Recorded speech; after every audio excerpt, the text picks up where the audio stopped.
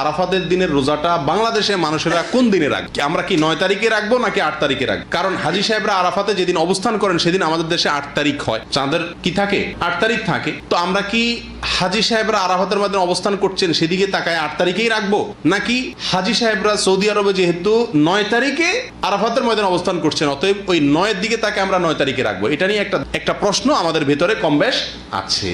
কারণ নবী করিম সাল্লাল্লাহু আলাইহি ওয়াসাল্লাম যে আরাফাতের দিনে রোজা রাখতে বলেছেন, আসলে 9 তারিখকে, জিলহজের 9 তারিখকে আরাফাতের দিন বলা হয়। এখানে তারিখটা হলো উদ্দেশ্য, আরাফাতের দিন এটা হলো শুধুমাত্র নাম। জিলহজের 9 তারিখে ইয়মে আরাফা বলে, জিলহজের 8 তারিখে ইয়মুত তারবিয়া বলে। এগুলো হলো এই দিনগুলোর এক একটা নাম। যেহেতু নবী সাল্লাল্লাহু আলাইহি ওয়াসাল্লাম আরাফার দিন রোজা রাখতে বলছেন অতএব 9 তারিখে রাখবেন, এরকম একটা মত উলামা ইকরাম বলেন। এখন আমরা কোন দিকে যাব? 8 তারিখে রাখবো নাকি 9 তারিখে রাখবো? আমি বলি, যেহেতু কোনো মতের পক্ষেই সুস্পষ্ট কোনো হাদিস নাই, অতএব আমাদের জন্য সবচেয়ে যুক্তিসঙ্গত হলো দোনো দিন রাখা, 8 তারিখে এবং 9 তারিখে রাখা।